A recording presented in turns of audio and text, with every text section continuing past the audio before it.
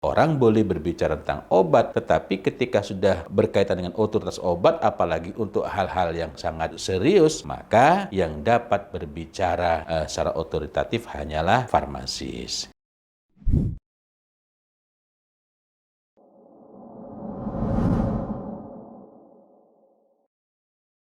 Assalamualaikum warahmatullahi wabarakatuh. Innal hamdalillah nahmaduhu wa nasta'inuhu wa nastaghfiruh wa na'udzu billahi min syururi anfusina wa sayyiati a'malina. Man yahdihillahu fala mudhillalah wa man yudlil fala hadiyalah. Asyhadu an la ilaha illallah wahdahu la syarikalah wa asyhadu anna Muhammadan abduhu wa rasuluh la nabiyya wa la rasula ba'dah. Allahumma salli ala Muhammad wa ala alihi wa sahbihi ajma'in.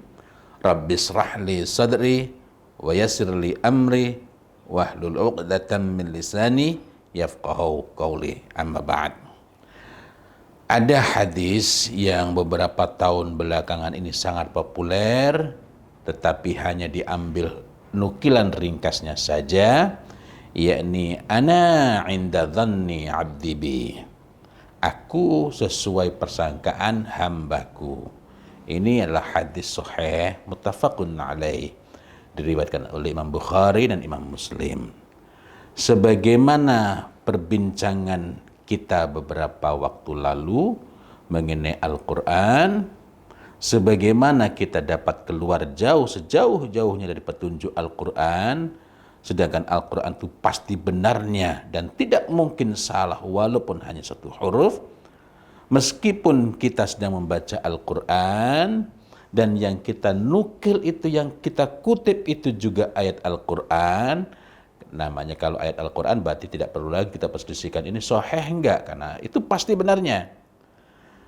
Kita dapat keluar jauh sejauh-jauhnya, kita dapat melenceng jauh sejauh-jauhnya, kita dapat terlempar dari petunjuk disebabkan kita melepaskan diri dari makna dan maksud ayat.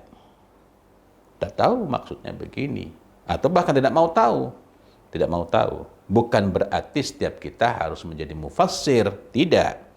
Tetapi kita tidak boleh mereka-reka.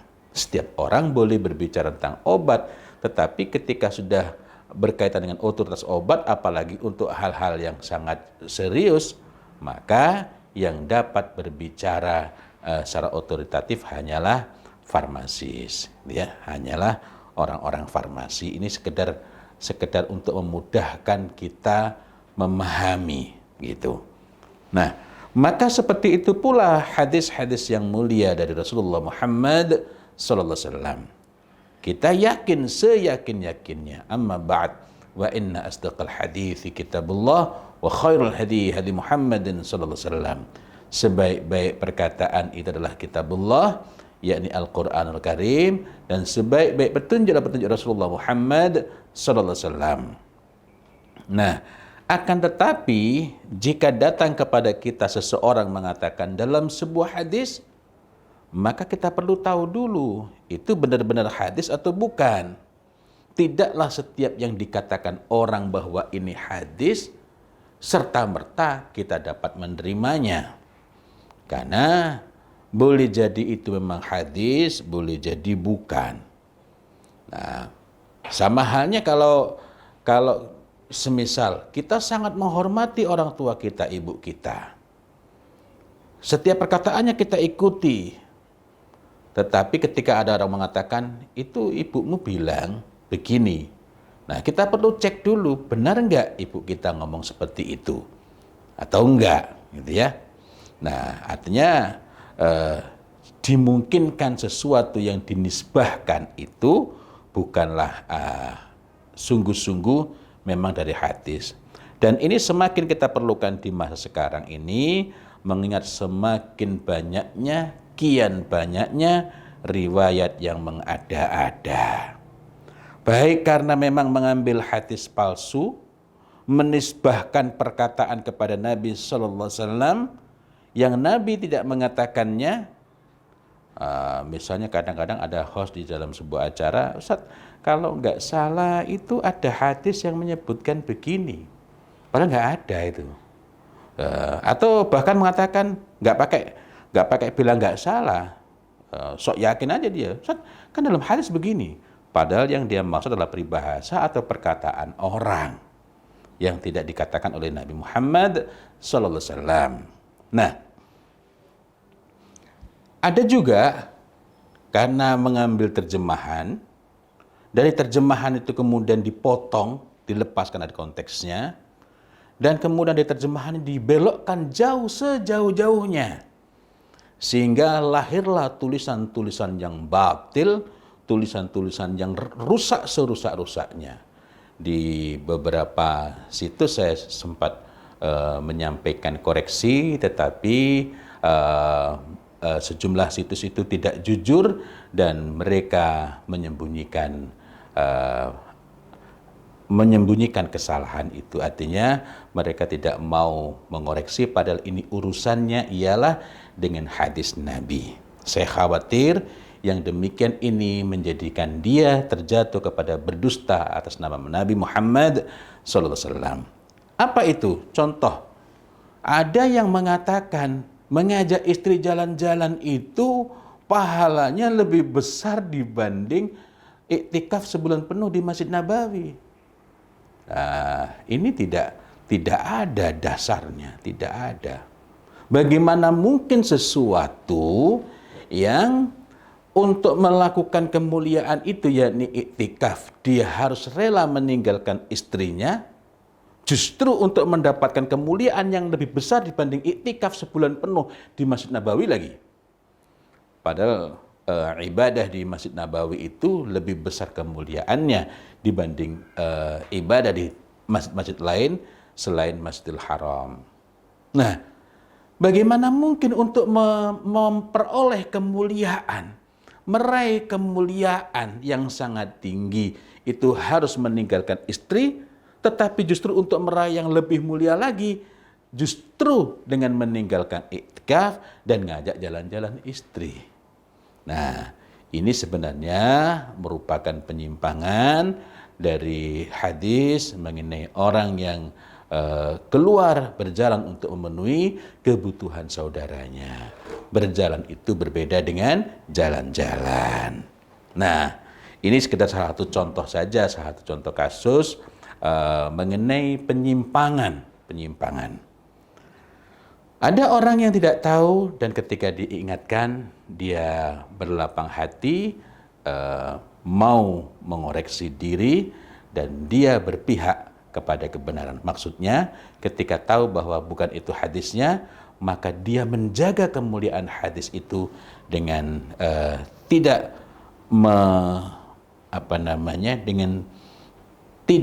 menyebarkan lagi apa yang bersifat dusta atau yang mengada-ada atau yang berbelok dari maksud hadis.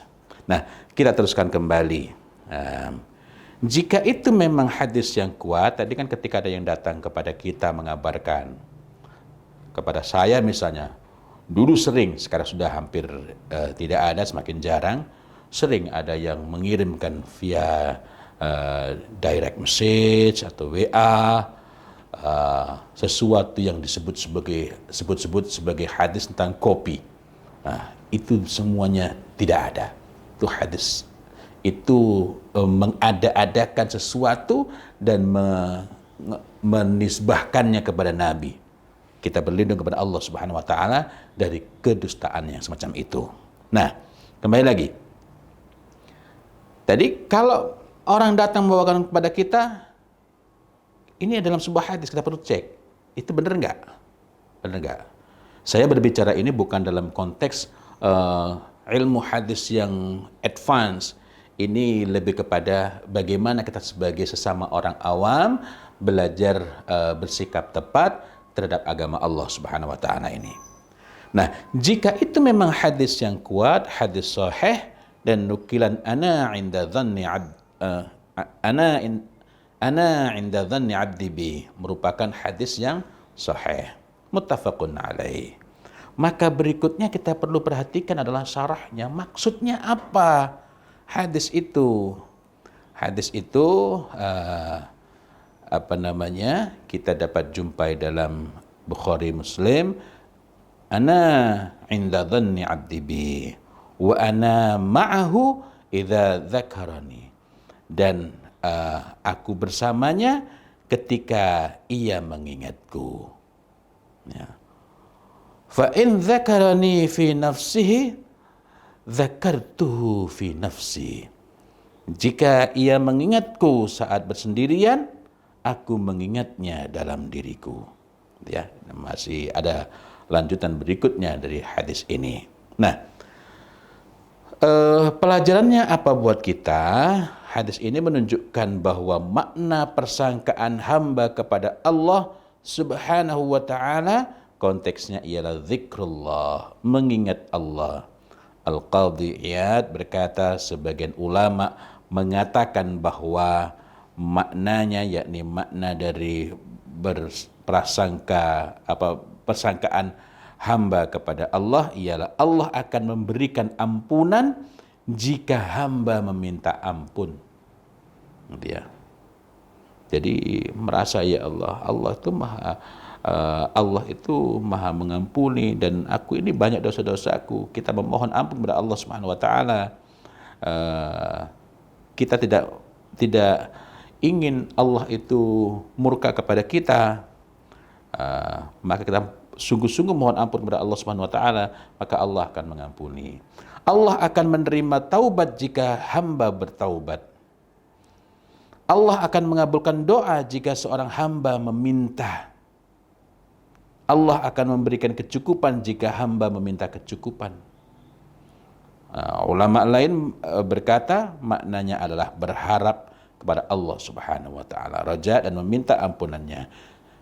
Keseluruhannya berkaitan dengan zikrullah dan bersangka baik terhadap sifat-sifat Allah yang maha mengampuni dan maha mengabulkan doa. Sedemikian pentingnya berprasangka baik kepada Allah Subhanahu wa taala sehingga sampai Rasulullah Muhammad sallallahu alaihi wasallam mewasiatkan kepada kita. Apa itu?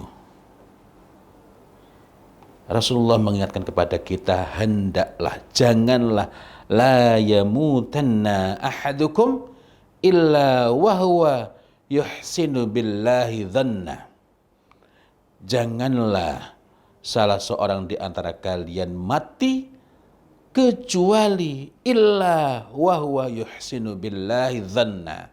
Kecuali mati dalam keadaan dia berhusnudzon, bersangka baik kepada Allah Subhanahu wa taala. Hadis riwayat Muslim. Nah, sesiapa yang berprasangka baik kepada Allah Subhanahu wa taala, maka ia berusaha memahami dengan ilmu yang hak mengenai segala sesuatu, termasuk atas setiap peristiwa. Corona ini, apakah ini merupakan peringatan ataukah merupakan azab? Hendaklah kita menegakkannya atas dasar ilmu. Kalau ini azab misalnya, maka kita perlu bersungguh-sungguh mengenali apa yang harus kita lakukan sesuai dengan tuntunan Allah dan Rasul-Nya. Nah, jadi mengenai persangkaan ini hubungannya tetaplah dengan ilmu, bukan cuma dengan duga-duga saja, bukan cuma dengan mereka-reka.